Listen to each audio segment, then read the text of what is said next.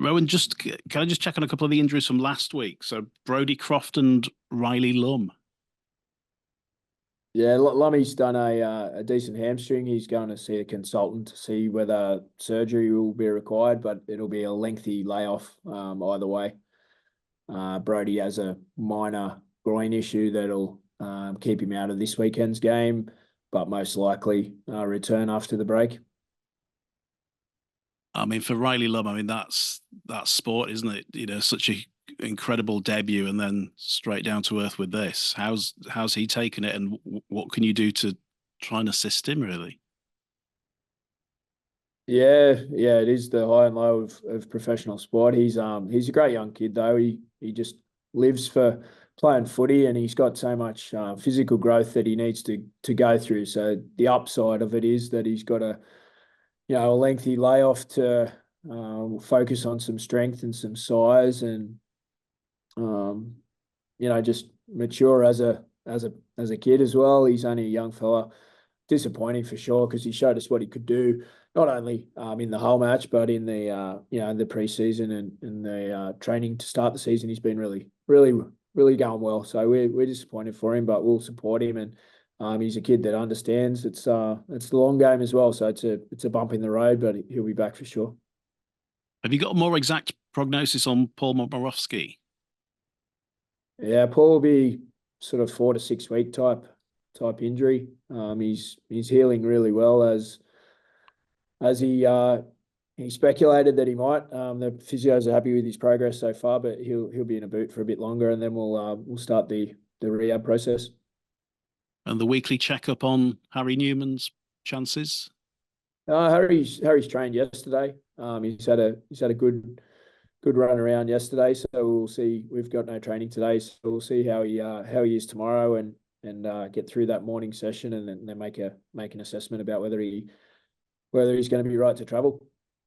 So he's got a chance, which is the best you can hope for, really, isn't it?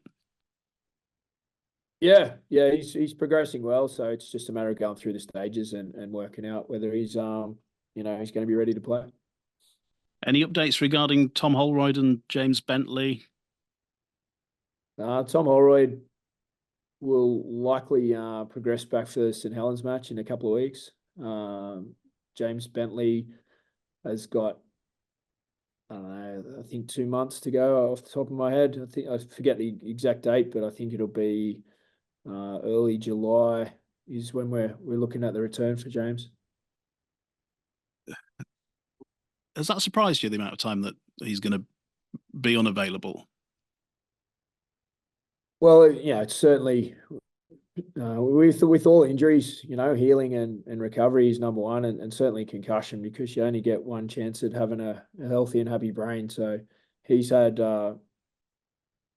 multiple concussions in a relatively small window of time, and some of them have resulted in significant symptoms. So we'll be, we're more than happy to respect that process and support James's full health first, and then he's made some really good progress in the last week or two, training wise, and he's got his health back. So it's a matter of going through the healing stages, and then the build it up to perform sort of as we go through the next little while. But it's disappointing for everyone. But the club, the medical staff, the management team are all 100% committed towards doing what's right for the player, both short term and long term health when it comes to concussion. I don't want to pre-guess your selection for this week, but obviously, if you're saying that Croft's unavailable, it would suggest that Matt Frawley would be back in the reckoning. What's his attitude been like? How did he take to not being played last week? Oh, Matt was clearly disappointed, but he's an outstanding pro and an outstanding person. He's been through situations before where he hasn't been selected, so it wasn't the first time. He handled it really well. He took on some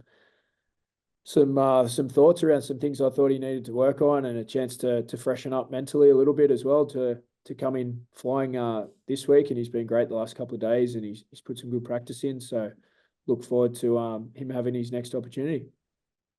What do you think you'll get from Catalan then at the weekend?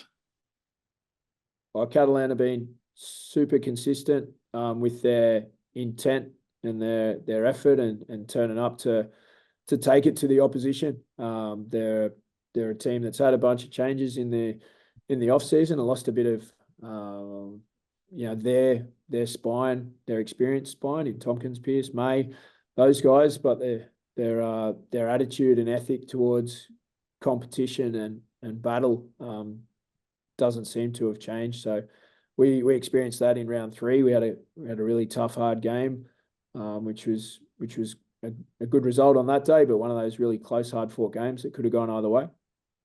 So we expect more of that and some sun. We've got sun here. Don't wish it away. Does the 61-0 loss at the back end last year sort of remind you of how tough it can be over there as well?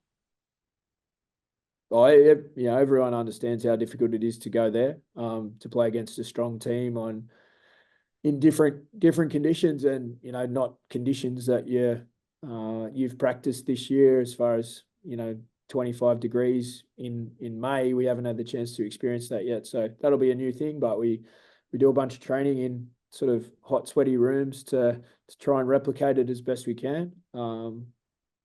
We know it's going to be tough. Everyone knows it's tough going down there, but it's an opportunity that we're excited by, and it's a chance to really take it to a top team, and a team that's been super consistent over a very long period of time. Obviously, with Croft being out, that's one of your main roles. Are you going to give us a hint of what your selection thoughts are for 6 this week? Cam Smith slotted in there last week, didn't he? Would you consider him as maybe a starter in that role? I would on another day, but it'll be Frawley and Sinfield will play in the halves this week, and that's how we've practiced through the preseason with Sinny jumping in and getting some experience with both Brodie and with Matt. So Jack's our third choice half at this point in time. So that's the way we'll go this week. Yeah, and you were happy with the way he went last week, obviously, Jack. For a first game of the season, he had an impact on the performance, didn't he? Yeah, he did well, and he's had to wait patiently this year for a turn, which is not easy because you put all the hard work into the preseason and go through the rigors of all that. Everyone wants to get out there and experience the actual Super League game, but he's put his head down and done well in reserves. And moving forward to this week, it was probably a good thing that he got 52 minutes without Brodie on the field, where he got to be a bit more of a dominant character on the field and sort of assert himself and help steer our attack around. He did a really, really good job at that last week, as we know he can do. He's improving nicely, and we'll look forward to him getting another opportunity. Yeah. Are there any dark thoughts about what happened when you went there last year? Obviously, it was a pretty tough evening, that one, wasn't it? Oh, it was. You never, as a coach, certainly you never forget. Well, I certainly never forget the defeats. The wins often get forgotten about a lot easier. But all of those experiences just shape you. And if you're not prepared to go through some of that heartache, then you shouldn't be in the job. Like, it's inevitable that at some stage in your coaching and playing career that things are going to go the wrong way for you. So it's really about what you do about it. And that experience down there, post game particularly, I was, almost all the players that were on that trip are still with us. So the time they spent post game together was really impressive. We got delayed on our way home. We had all our sponsors with us as well, and we spent a lot of time together waiting around in airports. And it turned out to be a really positive day after the match. And then we got a great response to finish the season last year. So there's some gain to be made out of that disappointment that we suffered last year. I equally remember some of the huge upside and experiences that I've had down there as well, with a playoff victory and a huge come from behind victory as well. So that sport, you ride the roller coaster a bit, but certainly haven't forgotten. Yeah, in the main, that they're close, hard fought games against Catalans, aren't they? Like the one at Headingley earlier this season. Yeah, they are. But the game last year at home against Catalans was a tough game as well, and the matches down there aside from that one. So they've been hard fought games, and we're going there to give our best account. And we know that the competition itself is very close. on a given day, you get your good performance on, you're a good chance of winning. So that's the opportunity. Yeah, you've got the next two games are obviously Catalans away and Saints away. Do you think that's going to tell you a little bit more about yourselves as a team this year, or where you're at this stage? I think Saturday will tell us where we're at this weekend with the players that we have available. We are down on troops, but we've got full confidence in the ability of the team to come together and give a good account for ourselves. Then we'll have to take a few days to freshen up and relax, and then we'll worry about the next game after that. Leeds seem to have struggled with injuries for a while now. Have you managed to put your finger on why that is and why you have had so many over a period of time? Yeah, when I arrived here a couple of years ago, there was a bunch then, and we've made some good gains in certain injuries in reducing them. Bit of a the extended sort of concussions, particularly those ones are the ones that are really hard to account for, and no one can really tell you how to reduce concussions other than not to play or. There's some things you can do as far as strengthening necks and obviously technique. But those ones are the really difficult ones. Tom Holroyd's had an extended one, and Gano and Bentley that you just don't really account for. The other ones, Harry Newman got a massive hit in the back and had a disc issue there on the back of that. Ash Henley had a cartilage to his ribs from another impact. So some of them are just part and parcel of the battle and the combat that it is. We haven't really had too many soft tissue injuries. The incidence of them has been very low, but some of the other sort of force initiated and concussions have been the ones that have disrupted us the most. Yeah. Is there anything in being on the front foot and the back foot in matches over prolonged periods of time? Because I think the top sides seem to suffer less. And I know Hull KR used to suffer a lot, and now they're up near the top. They're dominant in games. They're not suffering as many now. Is there anything in that? Yeah, sometimes it's which one comes first. If you don't have the injuries, then you get yourself higher up the table, and everything feels better and looks better.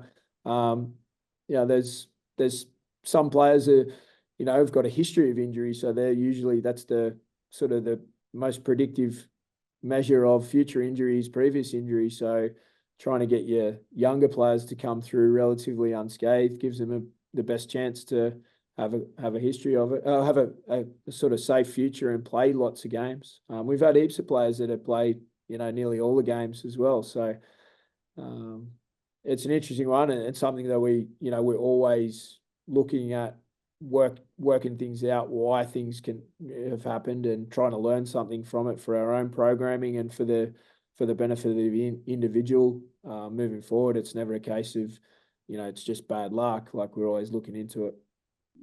Just a couple from me. So there's been a couple of reports around this morning around Corey Johnson going to Halifax. Is that something you can elaborate on? There are some discussions around where Corey will be playing. That they are ongoing, and I'm not going to sort of confirm or deny that process until I get notification myself. No worries, thanks, Rohan. And just the second one on retention wider, is there any movement on? I know Lewis Roberts and Reece Martin are both out of contracts at the end of the year. Is there any updates on those two? They're both works in progress at the moment. Where there's discussions that have been had by club, player, and agent. So we'll update as we have an update.